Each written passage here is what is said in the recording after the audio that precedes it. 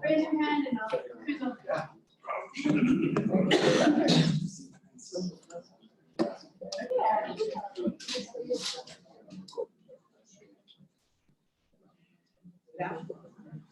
Is it now? No. Oh, okay. Just wait for thumbs up. Thumbs up. Before you guys gonna, are you gonna use microphones? I'll use the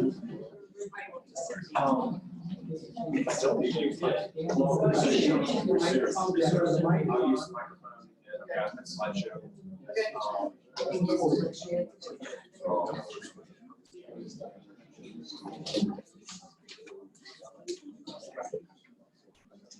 Yeah, yeah. I don't know what to talk about that.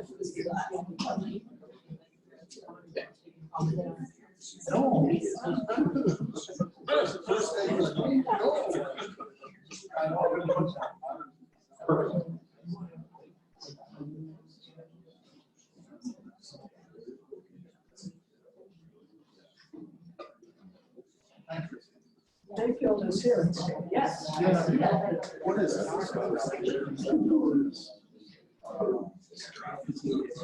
This is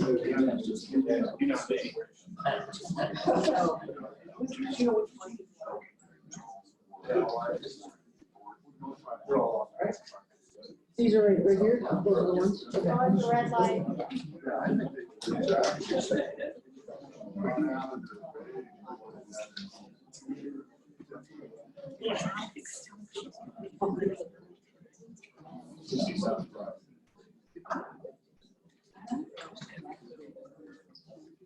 Oh, I think it's better. Okay. Brand new. Yes.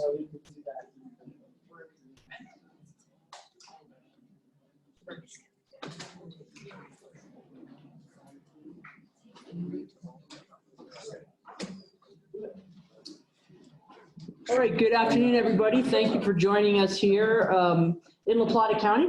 And I want to thank the Oil and Gas Commission reps for coming down here and hearing from the folks in Southwest Colorado. You may or may not know it's pretty far to Denver, especially in the winter. So I'm really glad that they're able to come down here, and we appreciate so much. Appreciate their coming, and I really appreciate the folks who live here taking advantage of the opportunity the state's making for us. Jeff Robbins is the executive director of the COGCC, so I'm going to turn it over to these guys, and it's their show. But forgot to say, I'm Julie Westendorf, and I'm one of the La Plata County Commissioners. So thanks for coming out. Thank you for being here, and it's all your show, Jeff. Thank you, Julie.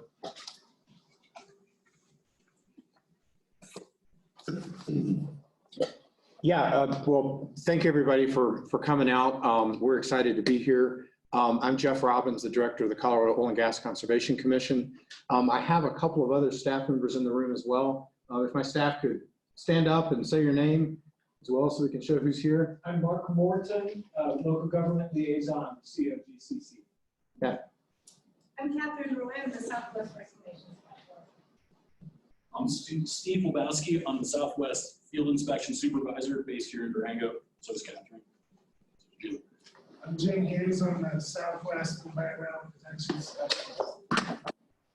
So that's some of our team that are down here, and they're based out of Durango. So they're lucky and loving it. And I'm happy to be back down here.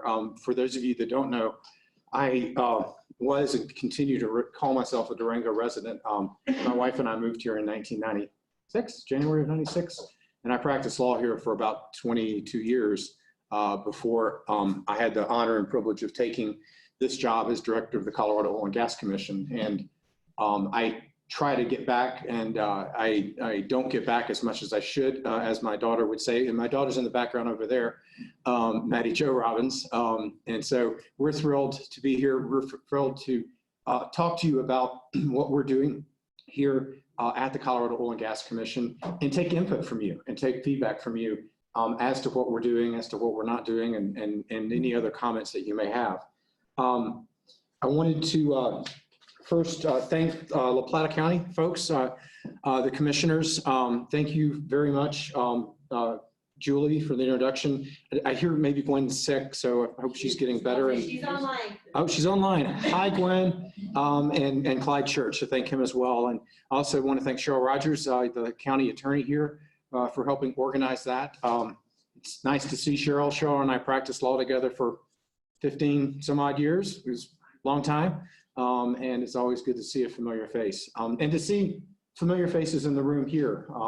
This is, it's kind of fun and exciting to be back and to see folks that have been involved in some of these issues. And I guess my final thank you is to Sarah. Thank you for setting all this up. Sarah and I go way back. She was here when I first started working with Plata County, or right thereafter. And it's awesome to see you still here. Couple other people that I would like to acknowledge. Commissioner Leanne Jalon, are you in the room? Oh, right. You weren't supposed to be in front. There was an open spot and I wanted So- to make sure I can hear. So Leanne is a current commissioner for the Colorado Oil and Gas Commission. She took her seat in May of 2019, and she will continue to act as commissioner until July of 2020 when we change commissions to a full-time paid commission. And Leanne is your San Juan Basin Health Director. She's on the commission to bring the public health prism to the decisions and the rulemaking that we're doing, and she's doing an admirable job. I also want to acknowledge Mr. Compton and Ms. Agar there in the room, Agar. They were former commissioners, and they did a fantastic job during their tenures, and it's good to see you both again. With that kind of the overview of what we're thinking about doing is I was going to give a bit of a presentation. I've got a slideshow about what the COGCC is today, how things changed last year and what we're doing. And then wanted to talk with you about, give you a bit of a presentation about the rules that we recently published. They're in draft straw man form, so they're not final by any means, but wanted to just sort of walk you through that. And then I'm hopeful that we'll be able to take public comment and people can come up, and some folks have signed up. If you've not signed up, you would need to present, but we would encourage you to, because we want to hear from Southwest Colorado about the things that we're doing. So just briefly before I pop into the slideshow, which is really oriented to the rules that we're doing, last year, the Colorado legislature passed Senate Bill 19-181. The governor signed it into law on April 16th, and it accomplished some pretty big things. It changed the makeup and the mandate of the commission that I'm in charge of. Prior to 181, we were a regulatory agency that fostered oil and gas development in a manner that was protective of the environment, and now we are a regulator. So we removed the foster mandate, and now we regulate in a manner that's protected. It also provided to us that we need to think about and evaluate cumulative impacts from oil and gas development. We need to think about alternative site analysis for oil and gas development. We had 9 rulemakings that were dealt to us from 19-181, from working on and bettering our flow line rules, to working on and bettering wellbore integrity. That's the downhole aspects of oil and gas development. So in all aspects, we were lifted, and we were told to allow for oil and gas development, which is a very important component to the state's economy and to the nation, but to make sure that as oil and gas is developed, that it's done in a manner that's safe and protective of people and wildfire and wildlife and the environment. And so that's what we've been doing. A second main point of Senate Bill 19-181 was it provided to local governments more and better express authority to regulate oil and gas. Up until 19-181, local authority to regulate oil and gas was more implicit. It was implied via local government land use authority. And I know that because I was one of the county attorneys here back in the late 90s and the early 2000s. I worked for your commissioners, and we were on the forefront back then on trying to embrace the authority that we had and trying to better the authority through MOUs and otherwise. Former Commissioner Josh Joswick's here in the second row. He was fundamental in providing leadership back in the late 90s and the early 2000s as to the issues of oil and gas development and having local governments have a say. Well, on April 16th, local governments got a heavy say. And so now local governments can be involved in regulating oil and gas. The third big thing that 19181 did was it fundamentally changed the state-local regulatory relationship. And so now one of the tasks that I have, and one that I really enjoy, having been a local government lawyer for a long time, is developing a regulatory relationship at the state that is symbiotic or workable with local governments as they regulate oil and gas, so that we both have a say and that we can talk together and we can create a regulatory relationship that provides certainty for industry, but also provides the various local governments across the state with what they desire relative to what's important to their communities. And that's important because what's important to one community may not be as important to other communities. I met earlier today for a couple of hours with the Southwest Colorado operators to take feedback on what we're doing. And one of the themes that I heard and I expected was, we're not the city of Thornton. We're not Broomfield. We're not big, large 30 well pads next to people. We're different. And we want to acknowledge that difference as we create a regulatory protocol under 181 that acknowledges Southwest Colorado, that acknowledges Garfield and the Piceance Basin, and that acknowledges the issues on the Front Range. So some of the things that have happened since the bill was signed, we seated our first new commission with Commissioner Jolan and others in May. In July, we undertook a administrative rulemaking that helped us facilitate the use of administrative law judges. Pretty boring, but it invoked a lot of people and passion, which was great because that was the first time the people of the state of Colorado got to come to the commission and talk to us about 181 and what it did and what it didn't do. Since that time, we've passed new flow line rules. Flow lines, so the new rules are more protective. They also provide citizens of the state of Colorado with more information relevant to where flow lines are near and to your homes. You can go online to my commission and you can look at a map and you can find flow lines down to 1 to 6,000. After that, the flow lines go away. And that was done similar to a federal model on pipelines where you don't want to get too granular in terms of allowing public access to the information. So you want to be able to make sure that we have health and safety involved as well. So the flow line rulemakings were a success. And I say that because I heard from stakeholders such as industry, as well as such as local governments, as well as such as neighborhood groups, and they all actually sort of gave us a thumbs up on that. And that I felt was really a positive attribution to our commission, to our staff, to the hard work that went into that. Next, we have slated for our March hearing, the Wellbore integrity rules. And Wellbore integrity means that the well that's going down and extracting the mineral resource, that it's safe and that there's no movement from the well to underground water aquifers and vice versa. And this has been something that the COGCC has been working on even before my time.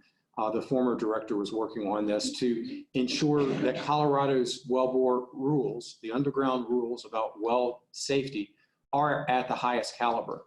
Colorado has generally been at the highest caliber with wellbore rules as well as all of its rules. And the wellbore rulemaking, integrity rulemaking in March will, I believe, solidify that Colorado remains at that highest level in terms of the rules that we hope are adopted. One of the neat things about that is that the rules that we're looking at have been brought forward by a coalition of industry as well as environmental groups as well as my engineering staff. And so we're excited that this coalition has come together to create safe rules and to create to keep Colorado at sort of that gold standard for wellbore integrity.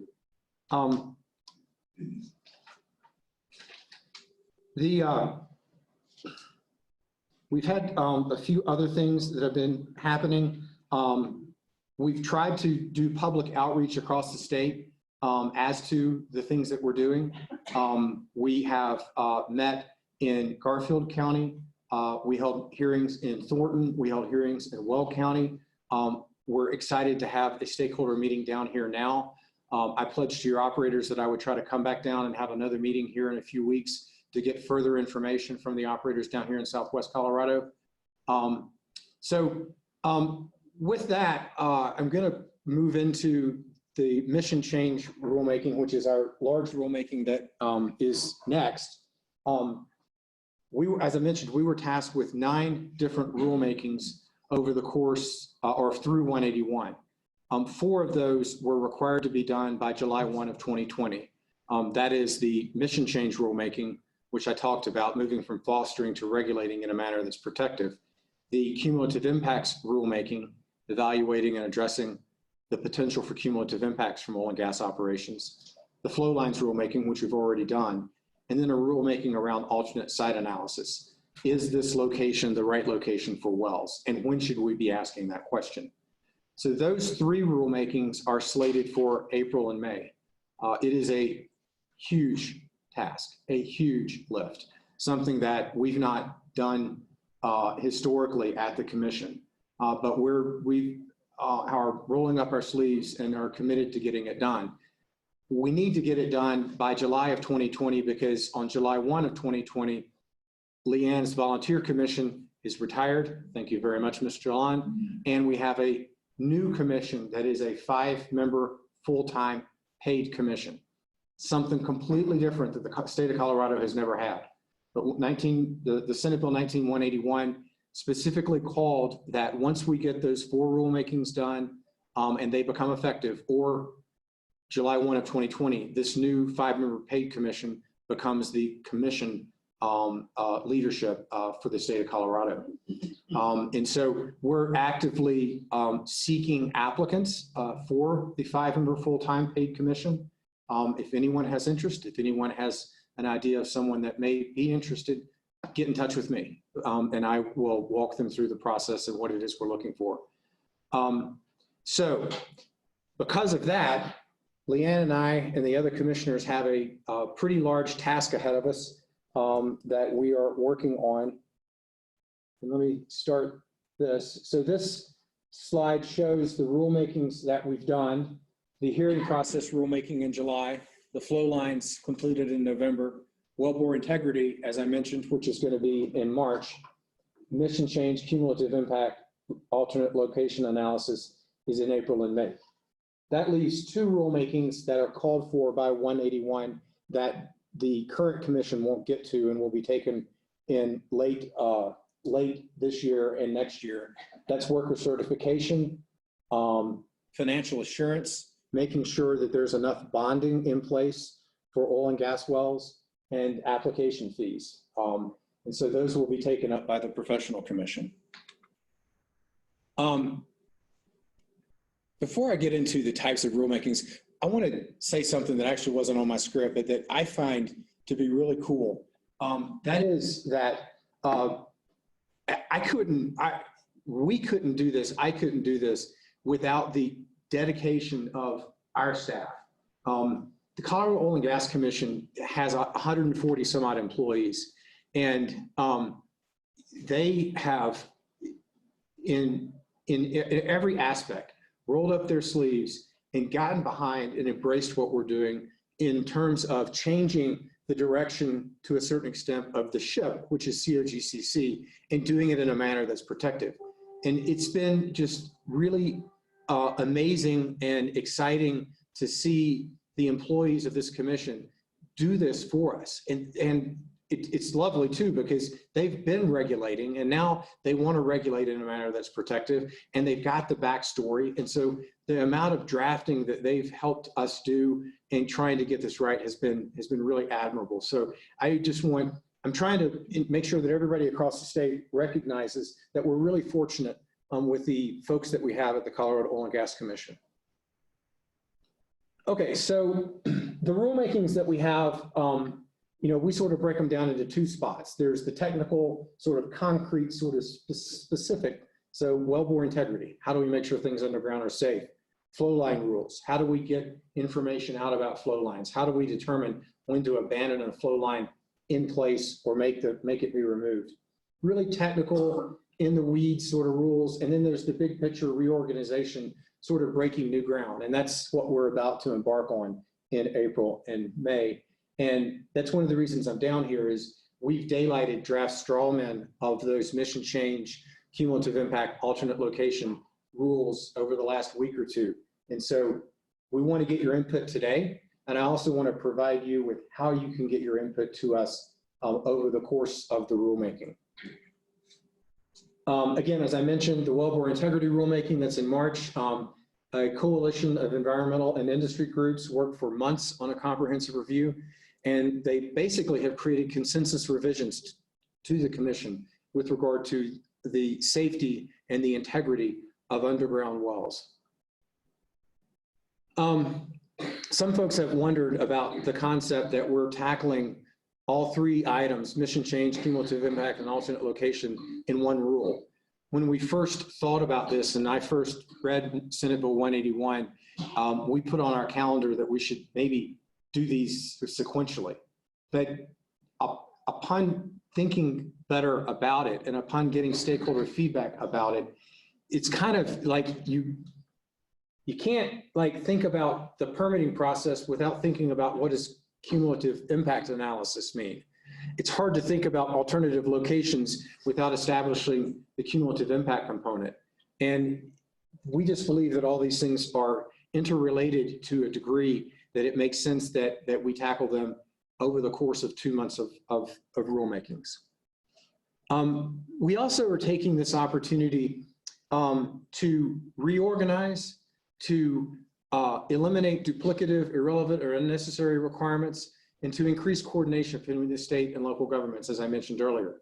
The state rules have evolved over the years from rulemaking efforts. Commissioner Compton recalls probably the 2007-2008 wildlife rulemakings, and so they focused on that. We had a task force rulemaking, which involved drilling near people. We had a school setback rulemaking, which involved what's the safe distance from wells to school setbacks. All of those rulemakings were done in kind of one-offs. And if you read our current rules, you'll see that they're good, but they were developed in one-off capacity, and they weren't developed kind of globally and informed by everything all at once. And so we're taking this opportunity to reorganize to a certain extent, to eliminate duplication, and to otherwise what we call good government rulemakings.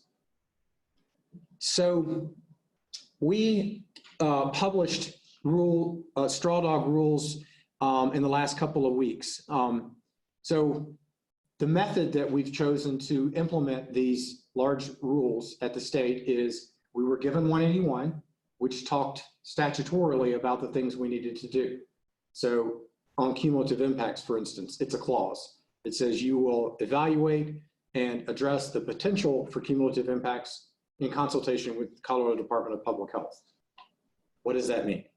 So we've moved that clause into a STRAWDOG. I'm from Georgia, so I could call it STRAWDOGs. And those are now online. The cumulative impacts one actually is going to be posted on Monday. Just it's not quite there yet, but it will be on Monday. And so I actually looked up STRAWDOG, and a brainstormed simple draft proposal intended to generate discussion of its advantages and disadvantages and to provoke the generation of new and better proposals. So we started from the statute. Then we created what we call the white paper. It was 25 pages of good ideas, or ideas, whether they were good or not was to be debated. And many of the stakeholders across the state said, great, Robbins, like the white paper, but until we get actual rules, we don't really know how to comment because these are just notions or ideas. So that's why we did the STRAWDOGs. And so they're now out.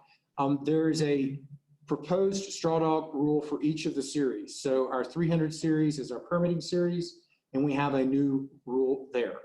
Our 400 series is our operations series, and we have a new rule there. All the way through, 600 environment, the rest of them. And so those are out there, and I'm going to walk through these here with you, and then we would like to take comment about them. But first, I'm going to get some water.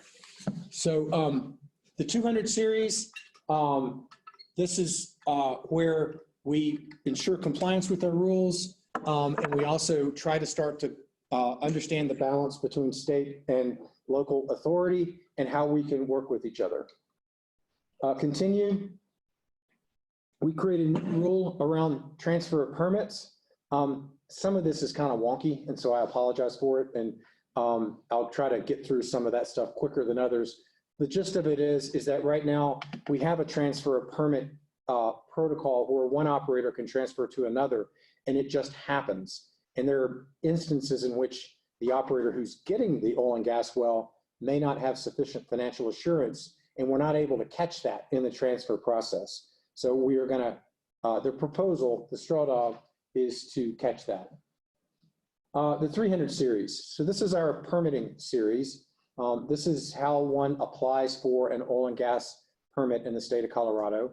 Right now, not to get too wonky about it, but we have 4 parts of getting a permit in the state of Colorado: a drilling and spacing unit, which is the underground zoning of the mineral estate; a pooling order, allowing multiple mineral leases to be pooled together; a Form 2, which is the downhole well permit; and a Form 2A, which is the surface permit dealing with surface implications, in particular from like an environmental, health, safety, welfare surface implications. So that's a fairly dense process. There are many people in the state of Colorado that have difficulty understanding when they should get involved in those processes. And so one of the things that we've done is in the 300 series is create one permit called the Oil and Gas Development Plan. And it still has the components of the 2A, which is the surface location, and the 2, the downhole well, and the drilling and spacing unit, but it is processed singularly and it's noticed singularly. One of the other reasons we did this is this would go to the professional commission for approval. Right now, the director, I approve permits. The concept in the straw man is that the professional commission that are there 5 days a week, 8 to 5, have greater capacity. And so they could meet once or twice a week or more to consider permits. And we think that increases transparency in terms of our permitting process. It also encourages operators to look at permitting from a more holistic and global perspective. And we believe that's important and good. It addresses cumulative impacts. It allows for operators to get one permit approval that can have multiple locations. So I don't know how much of that mirrors what's on the thing, but it's close. Protection-based permit review. We ensures the approved permits protect the public and the environment and reflect the best plan for development. Demonstrate that we'll be protective. That's right out of our statute. And so submission of specific operation plans, again, that allows us to look at a larger area as opposed to one-off well here, one-off well here, one-off well here. So the 300 series, we're also creating regulatory oversight for seismic operations. I wasn't aware of the intensity of this on the Front Range in particular, as I don't think it happens down here, and if it does, I apologize for not knowing it. But on the Front Range, and I actually saw one of these, they explore the underground mineral resources using seismic equipment, which is literally driving down streets with big machines, creating, bumps and things of that sort. And we really had little, if any, permitting process for this. And so the new permitting process, at a minimum, is going to let folks know these Ghostbusters are coming into town so that people can be aware of it. And we found that when people are aware of something that's about to happen, the fear of the unknown, that fear sort of goes away. And so we're going to regulate seismic operations. Again, the 300 series empowers landscape comprehensive planning. There are incentives in our rules for doing multiple oil and gas locations at a time as compared to doing it in one-offs. That allows for operators to receive a large square area of mineral ownership and mineral operatorship. That gives them the ability to go get financing, to do pipelines instead of trucks, to do central facilities instead of a bunch of facilities. All of that addresses cumulative impacts. All of that is a better way for doing oil and gas development. The 400 series is our operations and reporting rule series. Essentially, this is what we did was we had operation rules scattered throughout our rules. And that's part of the reason that they were edited over the course of time without kind of a singular focus. So we've taken that singular focus and we've put anything that's operational into the 400 series. One point that I would make, and now that I'm pointing out that we're moving a lot of things around, is we will have on our website within another few days what a document that will show folks where the old rule, what the old rule was, and where you can find it in the new rules. So if Rule 401 is now located, well, no, let me do another one. A lot of them moved to 400s. If Rule 345 moved to 402, you'll have a document and you'll be able to see that. And you're welcome, Joshua. It was a good idea and I acted on it. So that will be public here soon. I have it drafted and I'm having my staff gut check it to make sure we got it right. That will happen. The elimination of GUI wellbore spacing units is way wonky. It has nothing to do with anything in Southwest Colorado. The location construction report is a requirement that I thought we probably had, but evidently we did not have it in great spades. But it basically is, if you get an approval and you're supposed to drill your well in a certain location under certain aspects, then you now need to provide us with a form to show that you did it in compliance with what the approval conditions were. So that will be part of the new 400 series. It strengthens public water system protections. We're working with the Water Quality Control Division on this right now. It creates a new statewide downstream spill emergency notification procedure. It requires the field survey. It eliminates the use of certain hydraulic fracturing chemicals in certain buffer zones. Again, a little bit wonky, but it's all in the manner of following the mandate of 181 that we're going to regulate in a manner that's protective. One thing I would point out, if there are operators in the room, I know that on the west slope, there is a lot of use of recycled water. If one of these chemicals is in recycled water, we're not going to prohibit the use of it. That's not in the straw man right now, but it's a good idea that we've already been told about. So we're trying to accommodate some of the practices that are on the west slope with this. Noise, we update our noise regulations. We require a noise mitigation plan, and we're going to address C-scale noise. That's sort of the thumping that you hear as opposed to the loud piercing that is out there. And so that will be a part of the 400 series. Again, this is all operational. Lighting, we require mitigation plans. And for odors, we're looking at mitigation plans. We talked with the Southwest Colorado operators earlier today. They brought up some good points about the fact that some of these things are in, for instance, La Plata County's rules and regulations. And so we want to think about that and not be duplicative, and perhaps have what's submitted to La Plata County, perhaps could be submitted to us, or maybe we could defer to La Plata County. Those are kinds of the things that the strawmen are allowing us to have constructive feedback about. The 500 series. The 500 series is our hearings series. It's the procedures series. It's how one goes about getting a hearing before the Colorado Oil and Gas Commission. And it's about how folks that want to be a part of that hearing but aren't an operator, but they think this may impact them. And they want to make sure the commission is aware of issues that are near and dear to their heart. This is the person that may be near a proposed oil and gas location, and whether they have standing to be involved at my commission.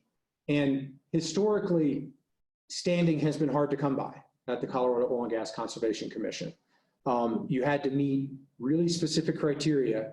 And then you had to show that the proposed application was insufficient to address your concerns. And there was almost like a presumption that you didn't get standing.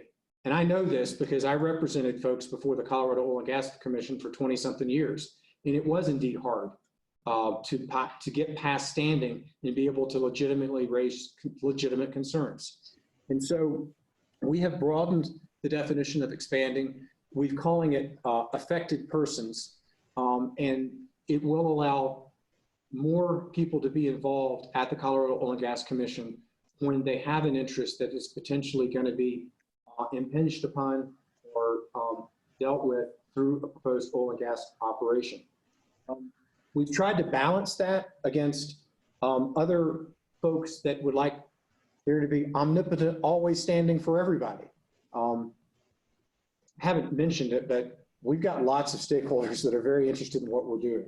And we've got industry, we've got neighborhood groups, we've got local governments, and we've got a lot of folks that are sort of on the far left that really are not happy unless the things that we do shut down the oil and gas industry.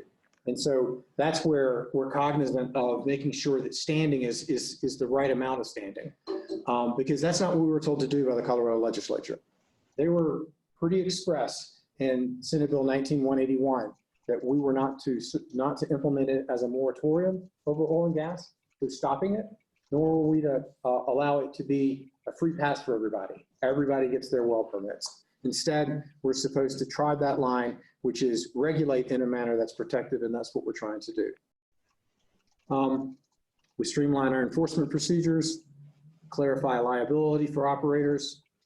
The 600 series, safety and facility series, we're strengthening drilling safety requirements. This gets a little wonky. We are upping our tank inspection regulations. There's a lot of oil and gas tanks involved in oil and gas development, and we're going to make sure they're inspected more often. Requires greater safety measures to be taken to avoid impacts around hydrogen sulfide gas. That's a really scary thing if you find it, and so we want to make sure it's safe. And then strengthens groundwater baseline sampling. So currently, the Oil and Gas Act rules have two different baseline sampling of wells near new oil and gas facilities. There's one in the Front Range that is less protective than the other rule that is throughout the state. And so we're going to make the other rule that is throughout the state for everyone across the state. So it'll be more protective.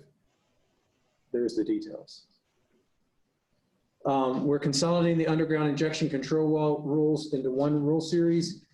This starts to get a little wonky and scientific, but basically in the Front Range and on the West Slope, there are things called underground injection control wells. That's where they put water after it's been used and put it away. And that had been in several different rule sets. This is more of a cleanup. It's also more of a getting us to that gold standard again. We've been operating under guidance around UIC wells, and the guidance is now going to become rule. 900 series, this is around reclamation and spills and releases, and E&P is exploration and production waste management. We are requiring operators to prevent pollution from spills and releases. That's basically just amping up some of the rules that were already in place. And we're requiring an exploration production waste management plan. And then we're requiring all oil and gas locations to have a remediation plan. Currently, not all oil and gas locations, some of the smaller things that may not have wells, they may be facilities, don't have these investigation or remediation plans, but that's going to be in place for all oil and gas locations. All pits going forward will need to be lined. And again, this is sort of safety. Operators have to submit water quality analysis for produced water. And again, must report all spills that threaten waters of the state, public water systems, people, or wildlife. So the theme, as you see, as we go through all of this, is we're taking good rules and regulations and we're making them better. We're taking good rules and regulations that protect the environment and we're doing it better. And we're doing it in a manner that is going to allow for oil and gas development to continue to occur. It's a very important component to the economy of the state. We all use oil and gas every day. And it is a needed necessity, at least in this term. And so we're doing all this in a manner that can be protective. As I mentioned, the air and cumulative impacts rules relative to protecting neighborhoods, evaluating flaring and what that should look like, as well as emissions from oil and gas locations. That's in kind of the final draft, and we're going to get that straw man out on Monday. Air quality, air emissions is a tremendously hot topic, in particular on the Front Range.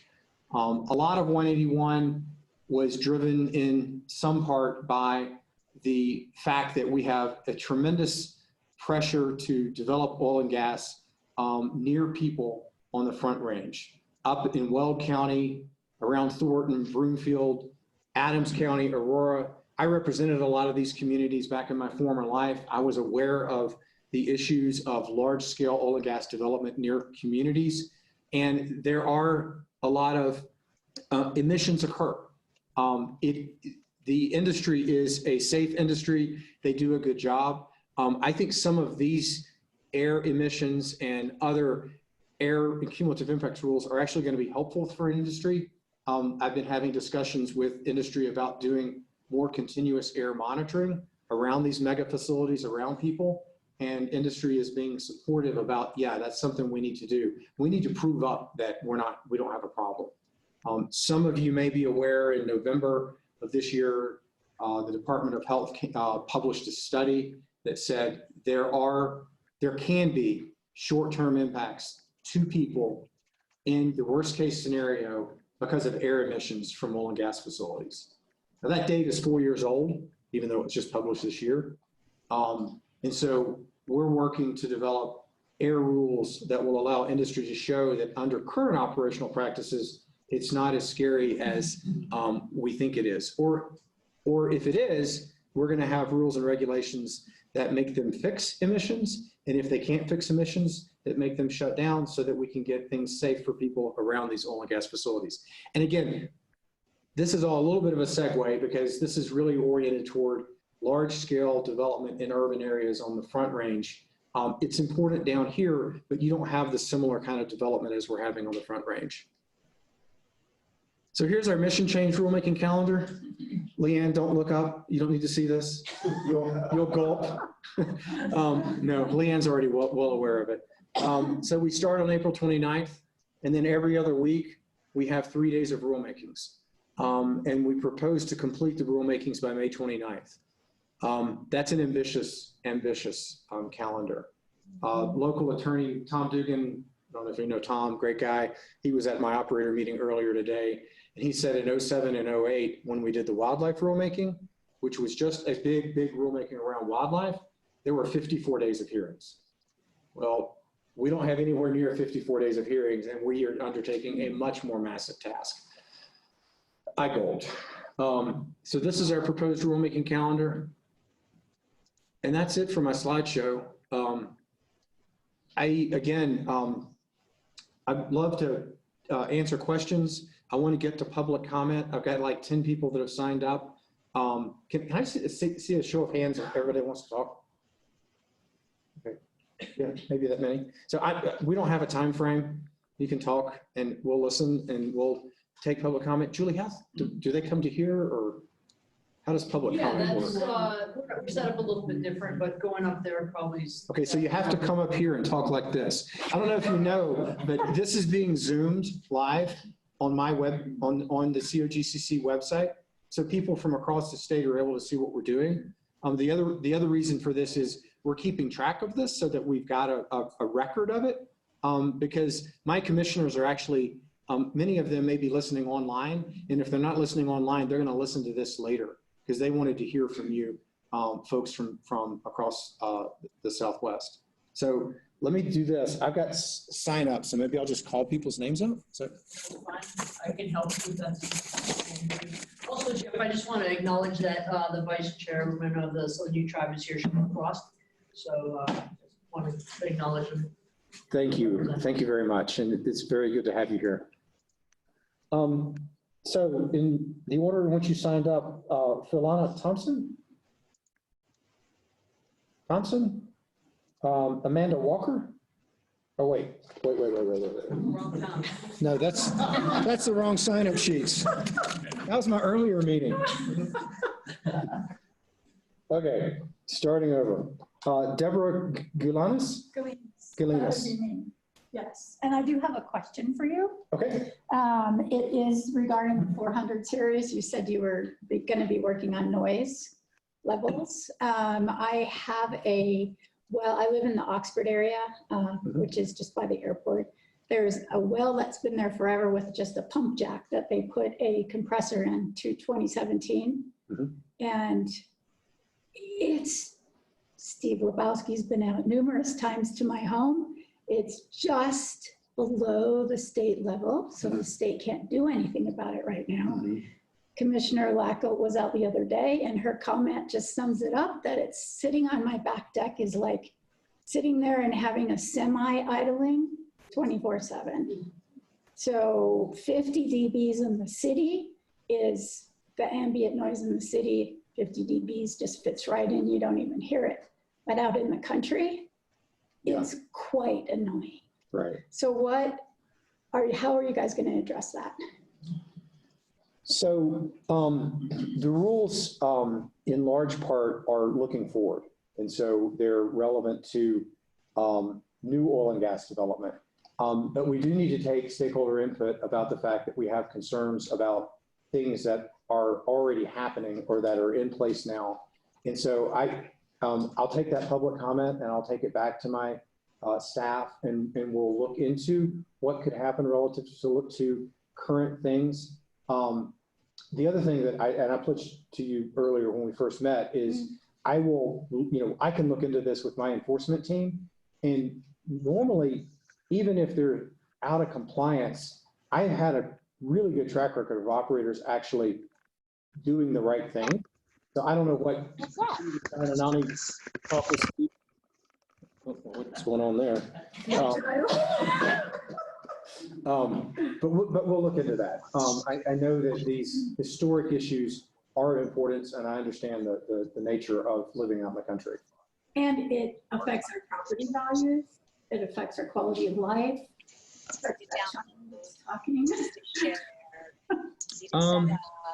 Someone on the phone may want to mute because we hear your kid. He sounds cute. Can you do anything with that, Mike? Okay. So basically, that is what I wanted to address, was the noise levels, because I can't sit out on my deck without hearing and it's clinking noise 24/7. And I have gone through the channels. I have had DPL.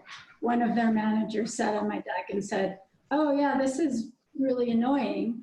And one of the supervisor of that manager got in my face and said, "Don't you know that oil and gas is king in La Plata County? Don't you know? Why don't you go buy some straw bales?" At which point I asked him to leave my property. Okay. Well, so, I have tried to go through and I have tried to be a good neighbor, but it's just not working. Okay. Let me see what we can do. Okay, awesome. Thanks. I can't read the first name. The last name is Riley. That would be me, and I'm here in support of what she said. I'm her neighbor. Oh, I don't need to. do you hear it too? Oh, yeah. Okay. Yeah. I can vouch. Okay. Carol McWilliams. Good to see you again, Carol. Yeah. Carol and I go way back. I was Bayfield's town attorney, and she did a great job with all the Pine River Times. Okay, first off, I had a question about whether proposed 16-inch pipelines fall under the flow line rules. And then general comment, I support anything in the new rulemaking that protects people's property values, their ability to enjoy their property, their safety and welfare. And I'm guessing that this has relatively small impact on the good operators because they're already doing a lot of this, and a lot of regulations are because of the bad operators, trying to get them to operate in the interest of the community, protecting the local residents, also the land, air, and water, especially since the administration in Washington seems to have contrary values. I think these are especially needed now. Thank you for those comments. I'll get back to you on the specific comment about the flow line, and we'll get you that information. With regard to the applicability of these rules, they are applicable to all operators across the state. I think that to a certain extent, the good operators are going to have an easier ability to comply with new rules, because a lot of the things that we're putting in rules are best practices that we're seeing operators do. So we're not trying to codify operational techniques that are not doable. We're just making sure that the better practices that we see some operators doing are applicable to folks. And so I think that your comment is to a certain extent well taken. So thank you. Sarah Musel-Burris. I know I mangled that. No, it's pretty good, actually. I don't know much about this. This is all new, but I would just like to ask that when merits of environment versus money come into play, that you're taking into thoughtful consideration the environment and the animals, as well as the human inhabitants. Thank you. Thank you for that comment. And that leads me to a statement that I didn't make when I introduced Senate Bill 19-181. One of the things, and you'll appreciate this, one of the things that the Oil and Gas Act had before Senate Bill 19-181 was that when we regulated, we had to, pretty much in all towns, take into account cost effectiveness and technical feasibility. The Colorado legislature removed the terms cost effectiveness and technical feasibility from the Oil and Gas Act. And now when we regulate in a manner that's protective of the environment and people, we no longer take into account cost effectiveness or technical feasibility. So that gets to the money concern. We still have sidebars, which I think are actually important. We need to make sure that as we enact rules and regulations, we do so in a manner that is reasonable and necessary. So we don't need to be unreasonable or unnecessarily creating a regulatory protocol. But that was, and in my mind, is a significant change. And I think it gets at the point that you were making. Mr. Joshua.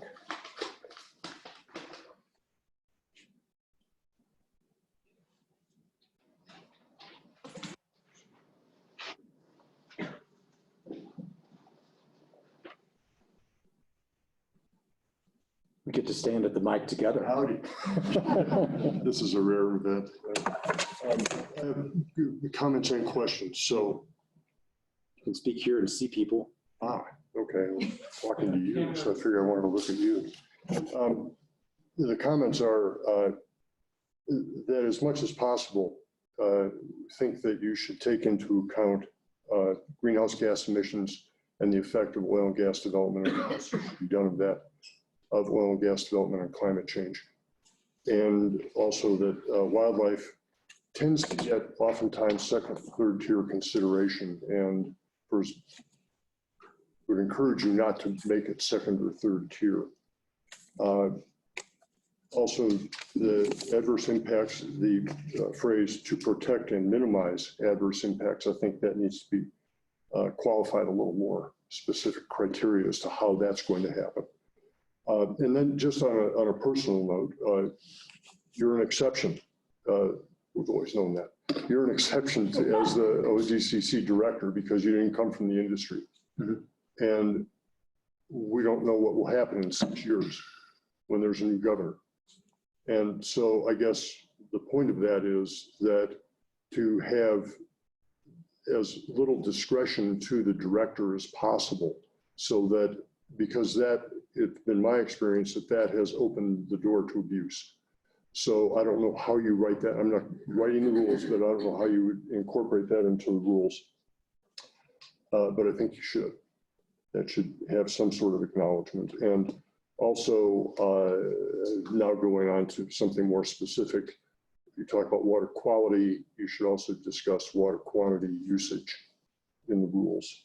If it's not, and maybe it's in there, I didn't see it, and if it's not, it should be. And then while you're talking about basic basin-specific regulations, I know that they're going to be statewide and they're going to be basin-specific. I think the caution there is basin-specific exemptions to statewide rules. So I don't know what the balancing act on that is going to be, but it's something that should be taken into account. And now in terms of specific questions, if I can keep going on, I don't know what kind of time period you have here. Plugging and abandonment. Should have had the 3-minute rule. Yeah, that's, plugging and abandonment. I'm not sure how this is being dealt with, because I know it was 319, and in Rule 434, it was moved to that. But then 434 also says that Rule 319 was omitted from this document. So I'm not really sure, but then it's also referenced in 200 series.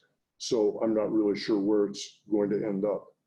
Okay. If you could I'll look into that. clarify that, yeah, that would work.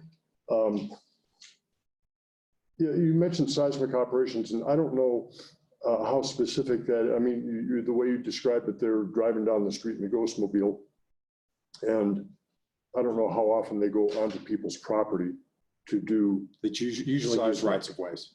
Okay, okay.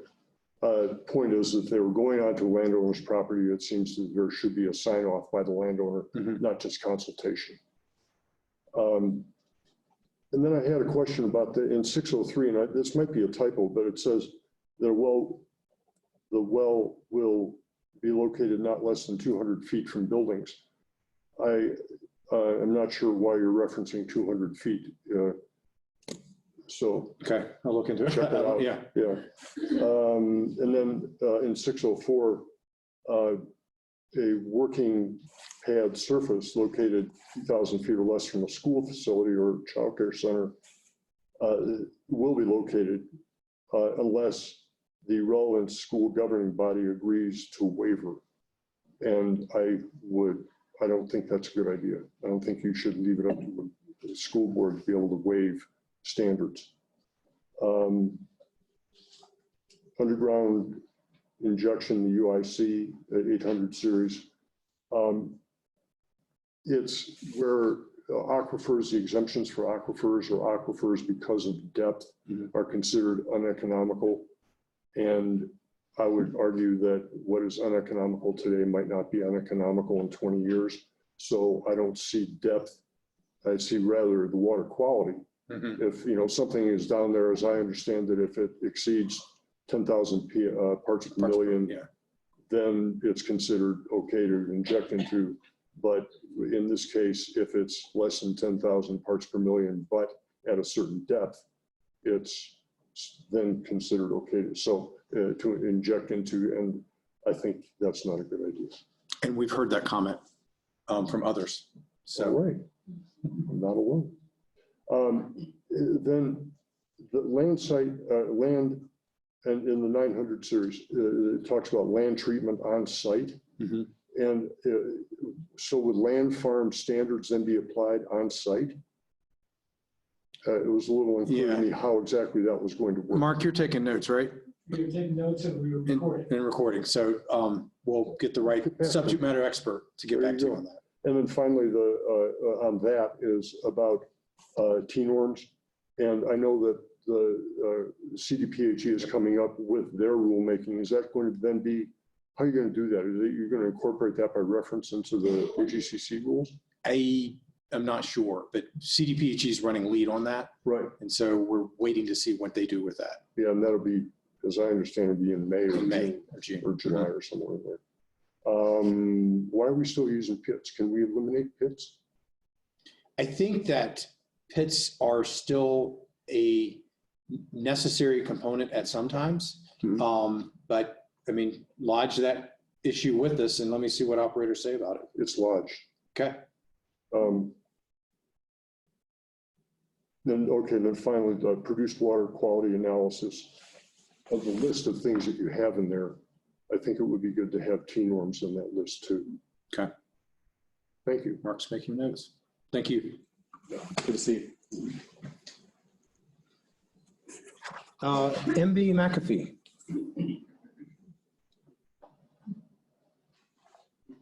Hi. Hey. Good to see you again. Remember me? I do. It's so nice to see you. Yeah. Good enough. So glad you drove over. Yeah. I'm from Montezuma County, and hi, it's good to see some people in this room that I know. I just have some comments. I think that rules going forward, as you said, when you talk about cumulative needs or cumulative impact, you have to look at the history. You can't just go from here forward and start talking about cumulative impact. So I think that in talking about cumulative impact, you do have to look back at the history. Air currents don't stop at well site boundaries, and our public health and quality depend on clean air.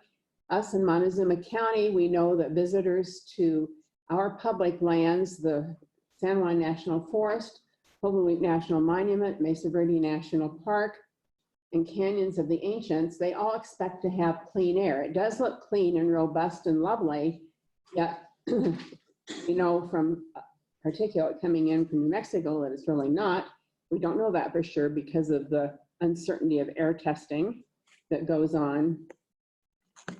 In the McElmo Dome CO2 field, this is Kinder Morgan's drilling, Williams doing the pipeline initially. That's all been, that ownership's been changed.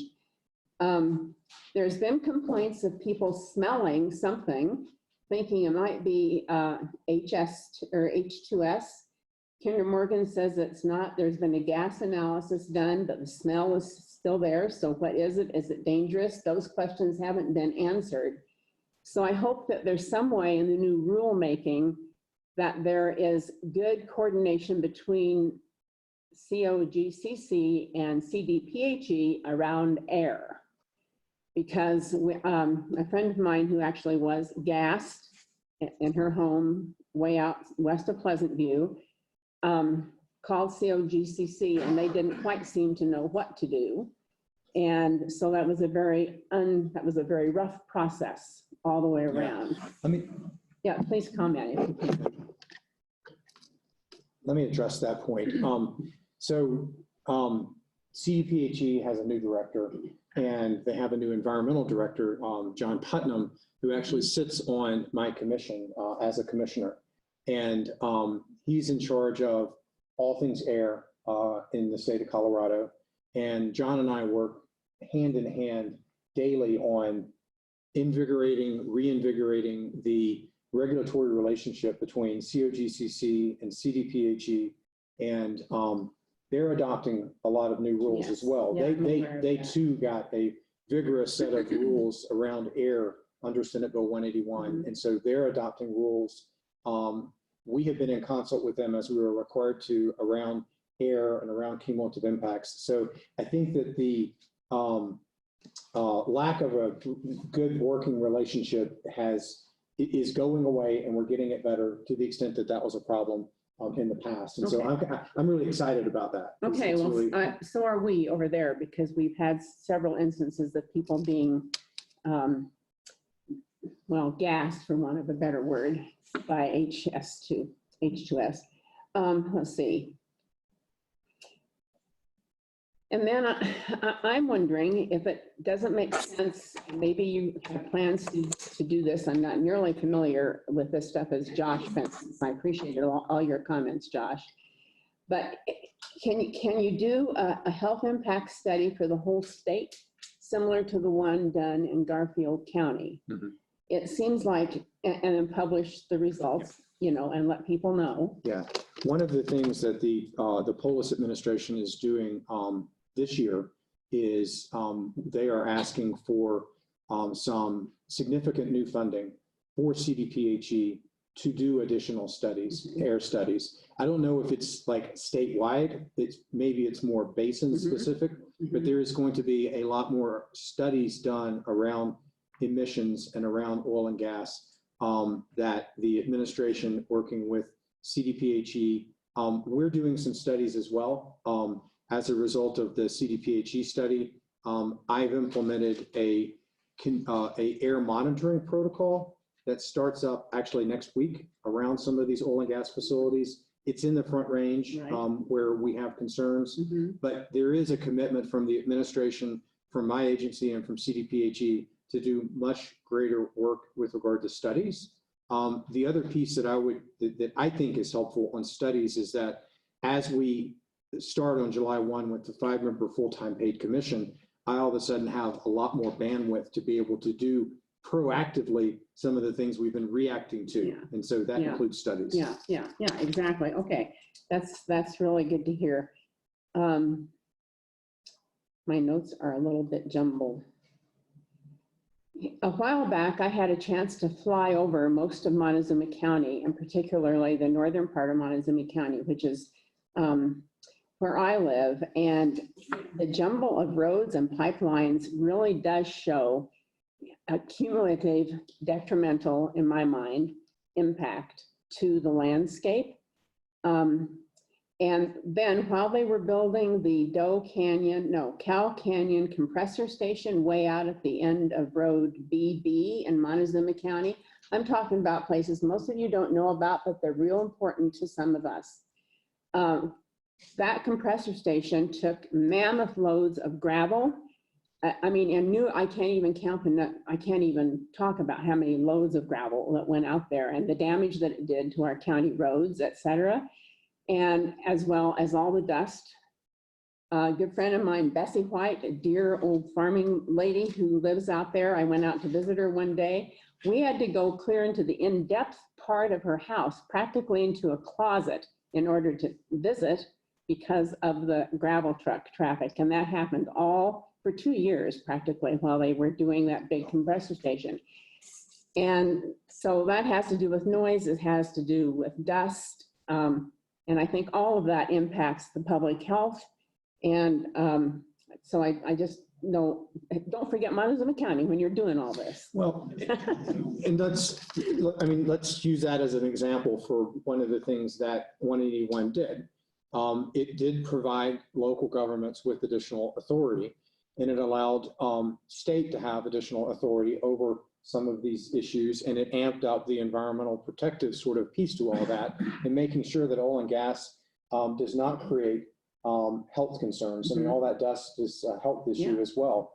And so under the new regulatory regime, if Montezuma County or Dolores County has not instituted state level floor protective measures, they will have to comply with our measures. And you saw that we have the dust plan. Yes. And so for any new facility, if it's a compressor station, we're going to have a thorough analysis about dust, about roads.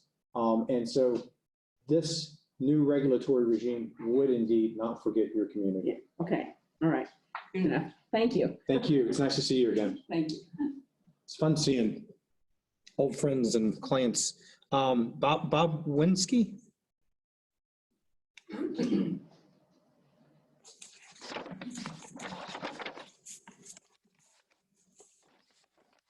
evening.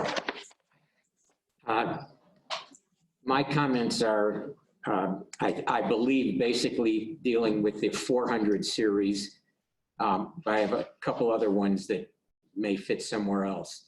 But just as a background, I bought the property I live in now with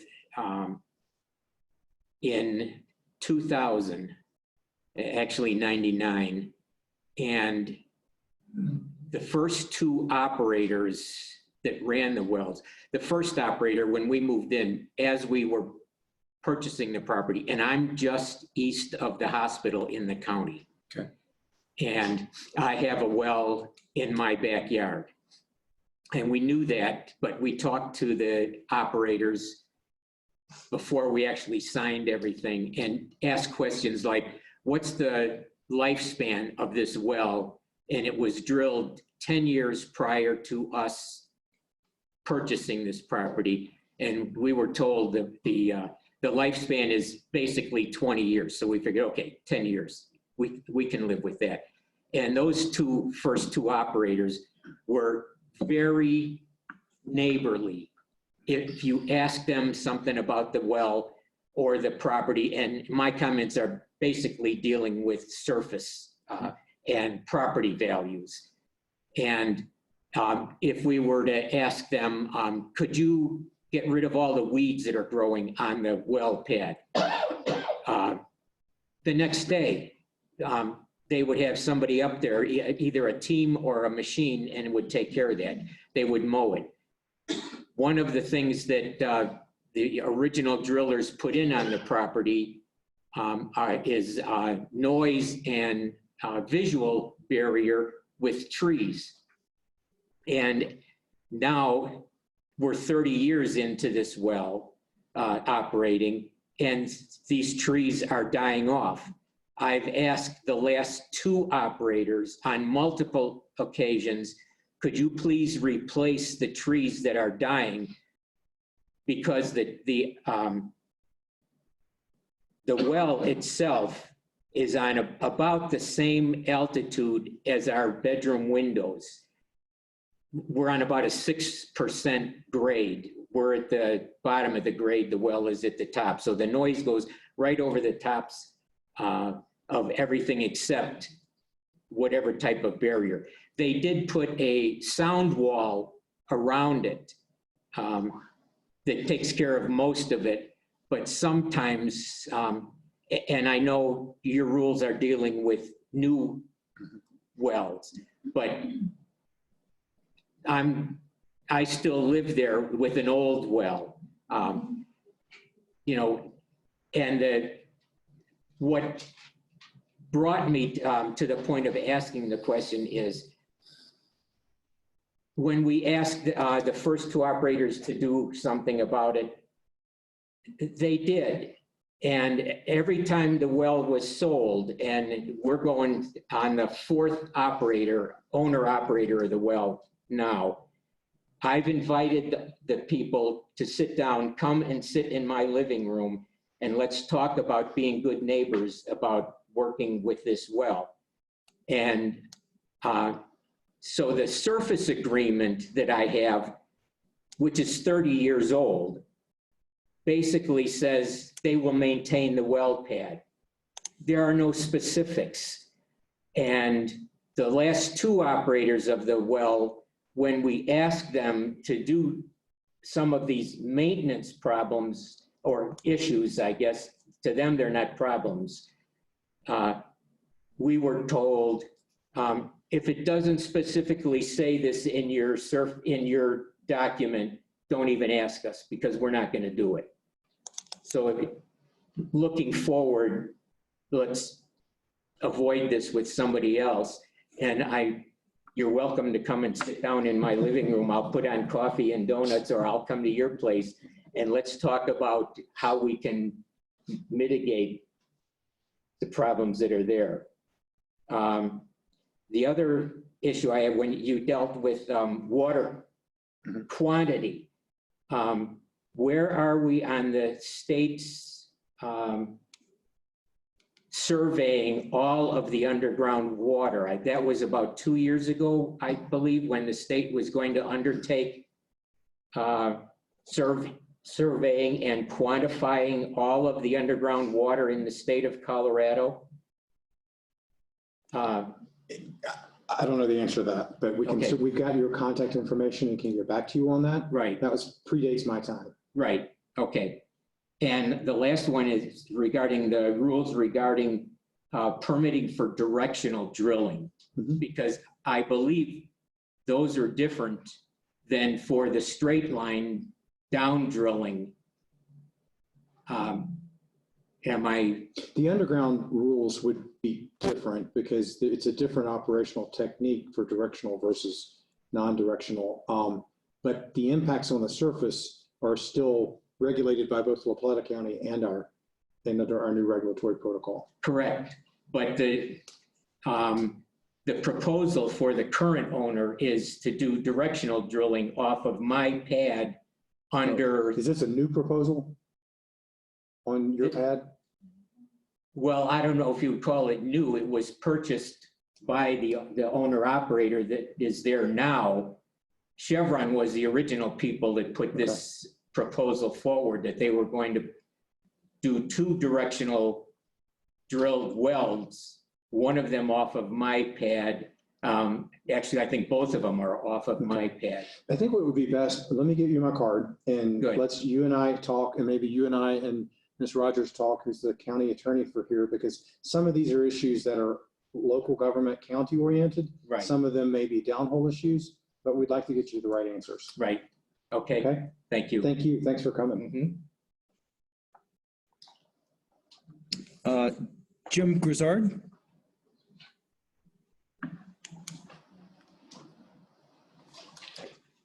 Thank you, Director Robbins and Oil and Gas Conservation Commission for allowing us opportunity to have some input. Some of the concerns I want to address are to agree with and support specifics in terms of what to look for and what to analyze and regulate in terms of oil and gas development in the state. I support that. Just wanted to give a quick recognition to Gwen Lackelt, who has done great work in the development of the Oil and Gas Commission and the regulations, as well to the county commissioners, Clyde and Julie. Thank you for participating to protect our county and our future with the COGCC. When I first moved to Colorado in 1972, that was the year the Clean Air Act was passed, there were approximately 2.7 million people.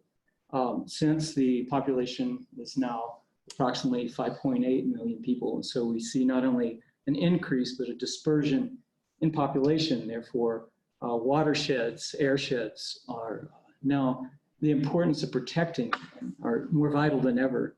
And we have an escalating need for you and the regulation, as you well know. So I'm wanting to compliment you and basically honor you as our guardians and those who've been delegated the responsibility to protect our water, our air, and the natural resources in Colorado.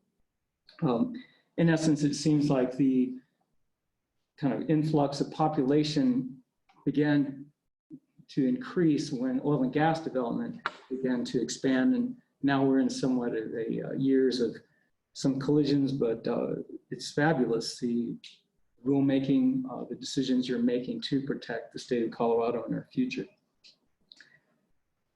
In 1963, the Clean Air Act was enacted, and in essence, we have, as I read Rule 181 and a lot of the language and the legislative intent, we have over 55 years of a heritage in our country of trying to protect our environment with regulation and legislation. Clearly, we can see studies that evidence that it's regulation that has the greatest impact on preserving the environment and on protecting our air and water quality, as well as wildlife, archaeology, and other values. As you proceed, I know that you have read the Clean Air Act, Clean Water Act, Endangered Species Act, Wilderness Act, some of the historic preservation legislation, and to be able to recognize that this is a responsibility of progressive, that the legislative intent, the meaning of alternative sites, of environmental assessment, of comprehensive analysis, of cumulative impacts. I mean, this language was there over 5 decades ago, and the benefits that have come from it, and may that be advanced and perpetuated by you. I just encourage you to continue this wonderful legacy we have, and as the federal legislation in essence delegated to the states these responsibilities to protect the air, the water, wildlife, the archaeology, and other values, that you're doing this, and it's really exciting to see, having been involved in this so many years ago, what you're doing and how it's and actually protecting our future. Of all the people in the state, we have 5.8 million people. Who has the power? Who has been delegated the authority to regulate oil and gas development more than you? And it's such a great responsibility. It's a great honor, and we recognize that, and we support you in really taking seriously and I know that you will do the best you can for Coloradans today and Colorados to come in the future.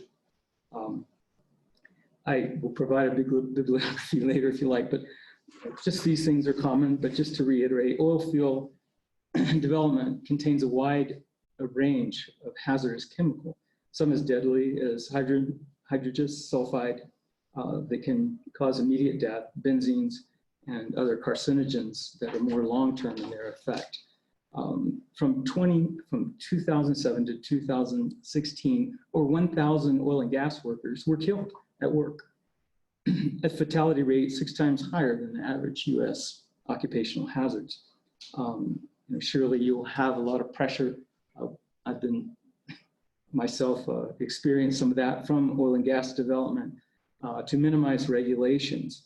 And may you, instead of considering the current economic impact, I know you will, but just to support you in that comprehensive consideration that that economies are broad and that we have competing economies of agriculture, tourism, and other more sustainables and actually more profitable in terms of providing jobs today and in the future for our citizens, and to consider that, yes, the economy is broader than oil and gas, and I know that we can weigh that out and give it the proper bearing and the proper weight relative to what it's doing for the state and what its future is for the state and the people who live here. As you make your decisions, as you are legislating, rulemaking, I wonder if you could bear in mind that one day you'll probably have your children or grandchildren ask you, who influenced you? Who were you thinking about? Whose side were you on? And my hope is that you'll be able to look at them and tell them honestly, and just say, it was you that influenced me. It was you that I was thinking about. And it was you whose side I was on. Thank you very much. These excellent words. So I will call upon Tom Schitz to follow that.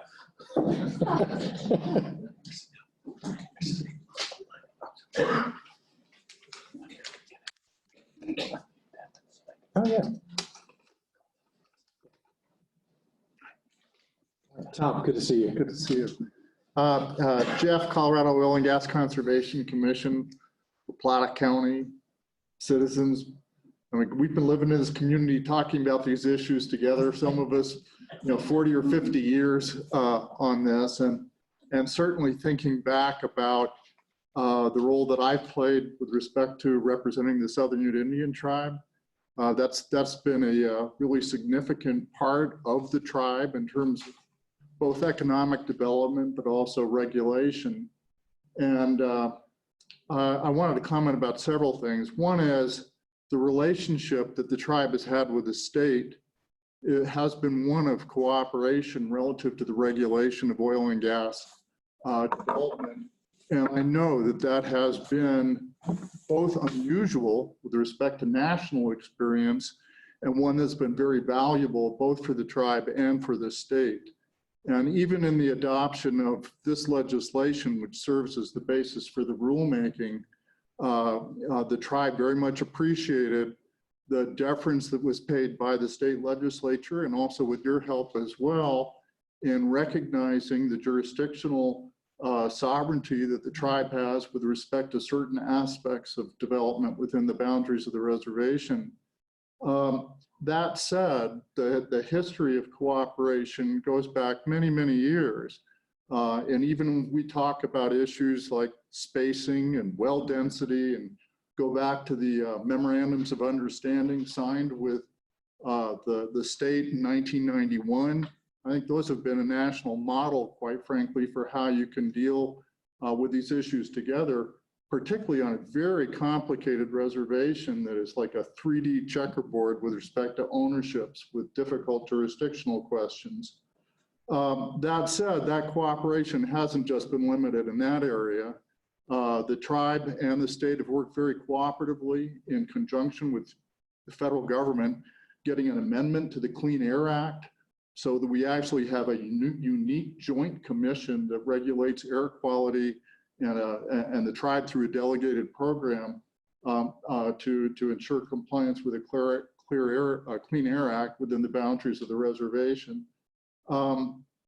And I think that all of those things end up being in recognition of some common objectives.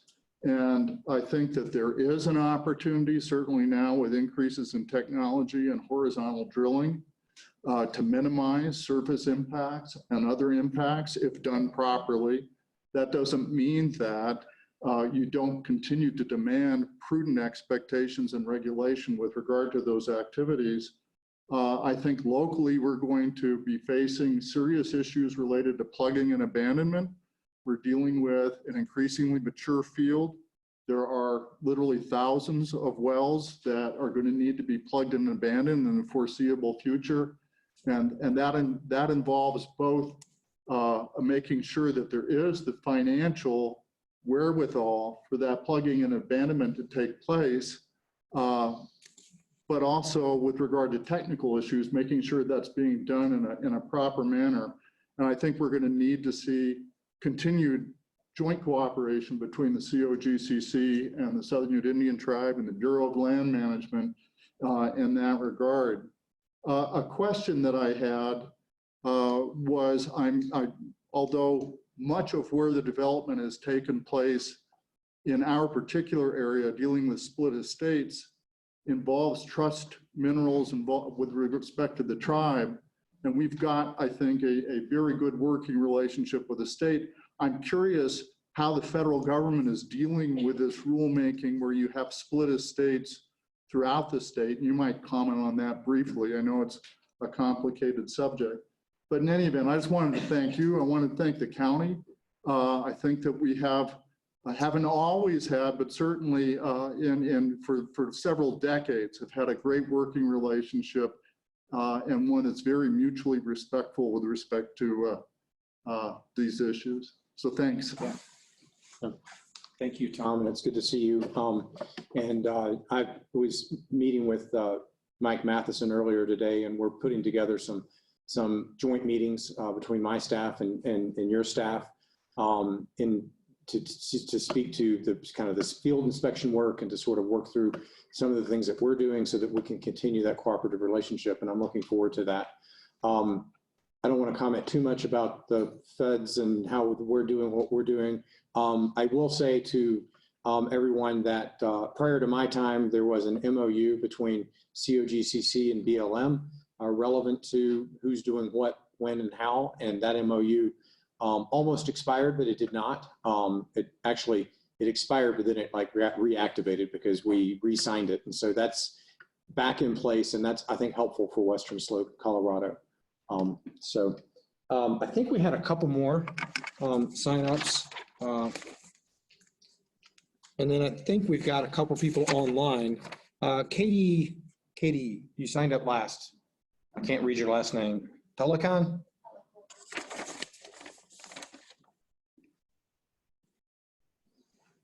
My name is Katie Pellicor. I live in Durango, and I just have a quick comment that for these new policies, I'd like them to be extended statewide. So don't preclude places like Southern Colorado based on region, and that I'd like you to see prioritization of wildlife health and safety and environmental issues over corporate interests.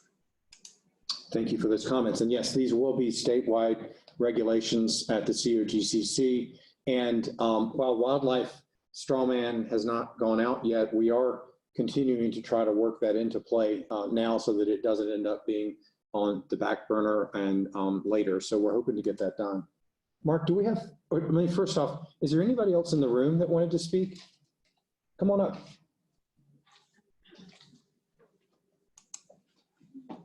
Thank you. Hi, Lorraine Bonds. Hi, Ms. Bonds. My question to you is, you're an attorney, right? Yes. And so contracts are binding, is that correct? We have a contract. Generally. Yeah, generally, we have a contract with one of the operators almost to 10 years now. And the COGC came in and said that that's not good. And now they're tearing up our property because of that. And what gives you the right to do that? And my second thought is perhaps maybe before the COGCC comes on our property, we would like to be notified. Okay. I think you deserve notification as well. Thank you. And so we'll make sure that that happens. And if you wanted to give me specifics about your property and the issue, and you can do it like afterward, just come track me down. I'll give you my card and then we can look at your specific issue for you. Okay. Anybody else in the room that wanted to speak? Commissioner Compton. Once a commissioner, always a commissioner. I had hoped someone else would address this so I didn't have to. Now I'm scared. But first, let me say, I want to reiterate your comments about the professional staff. You know, you're very fortunate, and we're fortunate to have some very, very highly qualified professional folks that work really hard to do what the legislature tells them to do. I appreciate your making that comment. My other comment has to do with the professional commission that will be established July 1. I remain concerned that, I mean, I tried to kind of look at the qualifications and what you're looking for. I want to be sure that at the very least, West Slope will have someone on that commission. I also am concerned that agriculture, property owners, especially large agricultural interests, are going to be represented somehow or another on that professional commission. As I looked at it initially, I didn't see that jump out at me, but at least you understand my concern. Thank you. Yes, thank you. Mr. Compton was a former commissioner. He did a great job at the time, and I'll make sure that those comments are taken to the administration as they go about making their decisions. There was one provision of Senate Bill 181 that said that while it didn't talk about West Slope, it talked about making sure that we had geographic representation so that for all areas in which there's oil and gas development, we try to have representation on the professional commission. So I think that's one inroad to that. And so I will make sure that that gets to the administration for their consideration, of course. Can I ask one last question? Sure.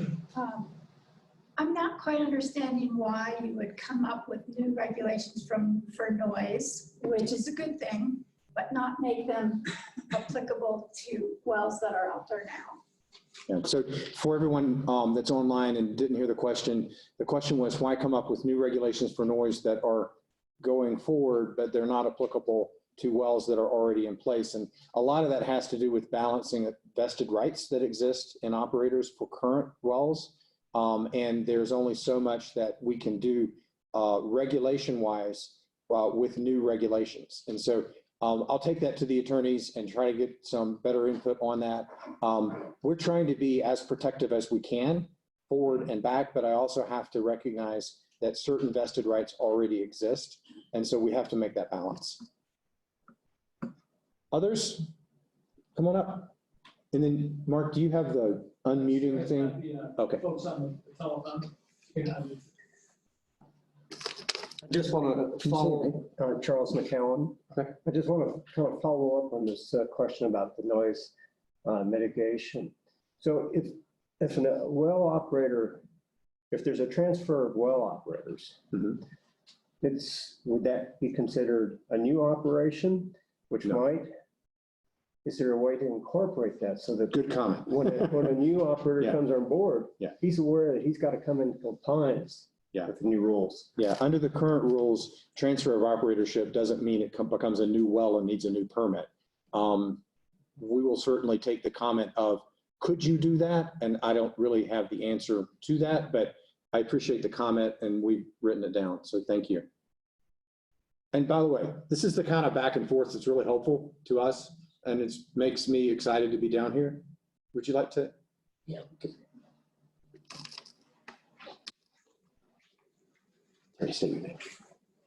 Just real briefly, I'm interested in how much you're regulating compressor stations, for one thing. We've got a large 13,000 horsepower compressor station proposed in our area. There's a lot of people getting involved in it. And I'm wondering how much is it? It's on the border of forest line and private. It's on private land, the proposal.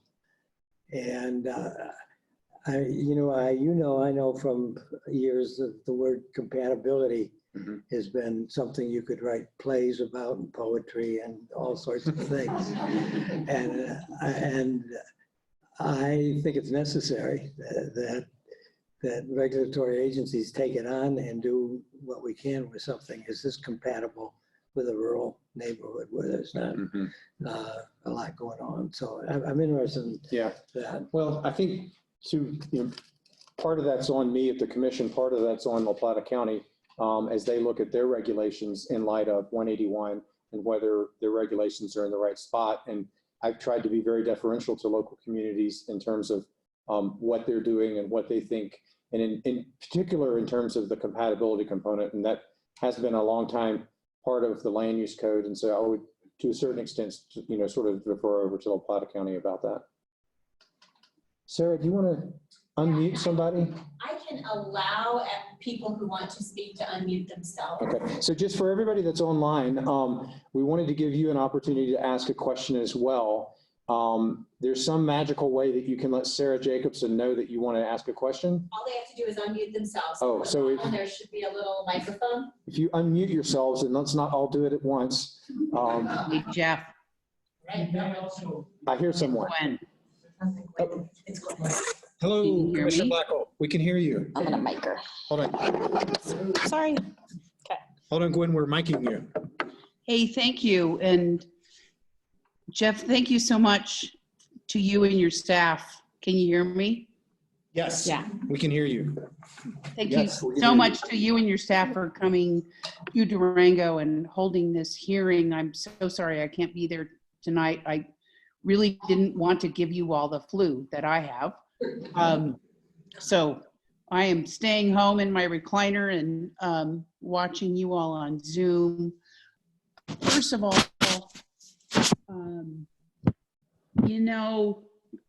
a lot of us in La Plata County and a lot of the people in the room tonight have been working on this issue since well before 1988.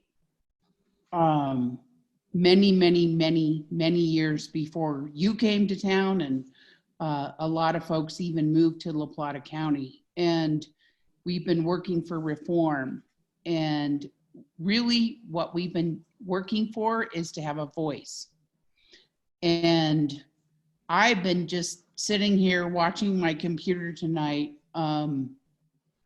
with a lot of tears, because in the past, just to have a voice, just to have the Oil and Gas Commission of Colorado listen to public's concern and to the concern of people who are directly affected by the issues of oil and gas development in our county. In the past, were treated as criminals and in many cases not allowed to speak. And to have the opportunity to speak, and not only just the opportunity to speak, Mr. Robbins, but to have you stand next to a member of our public and listen to our comments and respond directly is a sea change. And I want to thank you. And I also want to thank the governor of Colorado for this really historic opportunity. I really want to thank all the folks who were in the room tonight, who took the time to come out on a Friday afternoon to give comment to a state agency on a humongous rulemaking that really is about not just reforming the oil and gas industry for the people of Colorado, but also for the industry itself. And I just, I've got specific comments. I really want to thank the commission for I have a lot of positive feedback about a whole lot of things about being protective of public health, safety, and welfare, standing, increased notice to homeowners and residents is within a certain distance of a proposed oil and gas facility, et cetera. I think we've got some work to do, and I'm really excited about all of the rulemakings that are coming up. And I know that we will be engaged. I know that La Plata County citizens will be engaged in a lot of the issues that will be coming before the commission. But thank you, Mr. Robbins, and thank you to your staff. I couldn't agree with you more, and giving a lot of accolades to your staff for just digging in and doing what it takes to make all of this happen. So thank you again for coming to La Plata County. I'm here, I just can't be in the room tonight, and don't want to share my flu. Thank you, Commissioner Lackholt, for those kind words, and thank you for staying home. No, I realize the level of effort that you and others in La Plata County have put toward these issues, and it's exciting that we're at a spot now where we can start to implement. And I received from County Attorney Rogers a lengthy letter with comments that I haven't read yet, Cheryl, but I will get to, I promise. But I appreciate the level of depth of looking into what we're doing. And I appreciate that from everyone across the state, as well as here in Southwest Colorado. And this has been a really lovely afternoon with both your operators and now with the citizens. And I appreciate folks driving over from Montezuma County and others and coming and speaking with us. Is there other folks that were on the phone? Yeah, there's 19 people on the phone. Do anyone want to have a question? Hey, Jeff, this is John Messner. Can you hear me? Hey, John. Yeah. Hey, I just wanted to let folks know that I am on the phone and have been listening and really appreciate the quality of input that's been received up to this point. So I just wanted to let folks know that I'm hearing it, and I'm listening. Thank you for your comment. Thank you, Commissioner Messner. So that's John Messner. He serves alongside Leanne Jalon in the capacity of the local government commissioner on the volunteer commission. He's a commissioner from Gunnison County, so he understands West Slope issues. And he and other commissioners, as I mentioned, we're going to be listening in. So John, thanks for the comments and glad to have you on the phone. You bet. Is that it, Sarah? Best you can tell? Okay. Unmuted, so I think we're okay. Anyone else here? We can end 15 minutes early. I really appreciate everybody's time on a Friday afternoon. Really, I scheduled this from 4 to 6 on Friday. But again, I appreciate the turnout. You know, you can reach me through Mark or at the commission, and look forward to continuing getting information from you. And we'll be back down and we'll do this again. So thanks, everybody.